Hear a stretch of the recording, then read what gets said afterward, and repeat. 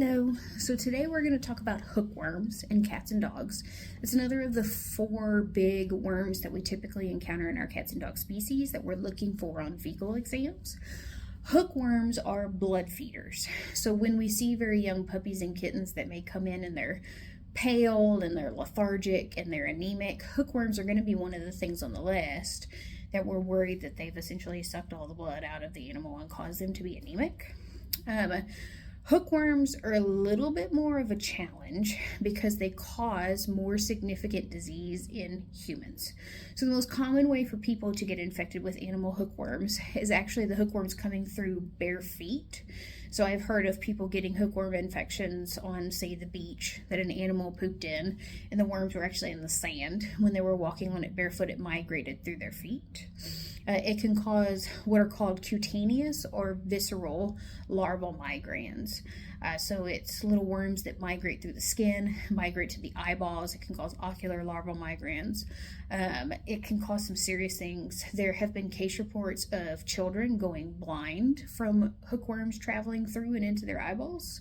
So it's kind of a big deal to keep animals under control with this. Your typical dewormers may or may not kill hookworms, but your heartworm preventions definitely kill hookworms, your typical prescription strength heartworm preventions.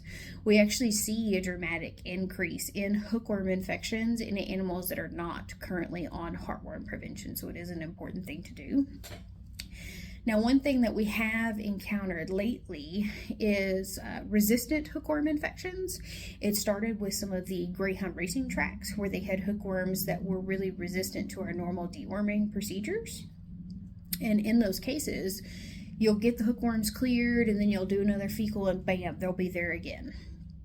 So that can be a little bit of a challenge.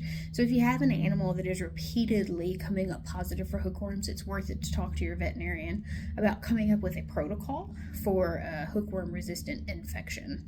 But keeping your animals on monthly or yearly heartworm prevention, doing your prophylactic dewormer should help with this. Now, we'll also note there are ways that humans can get hookworms not associated with their pets. You can get hookworms from contaminated vegetables as well. So it doesn't have to do with veterinary medicine, but whenever you're cooking your vegetables, definitely wash them beforehand to try to reduce the chances of this happening.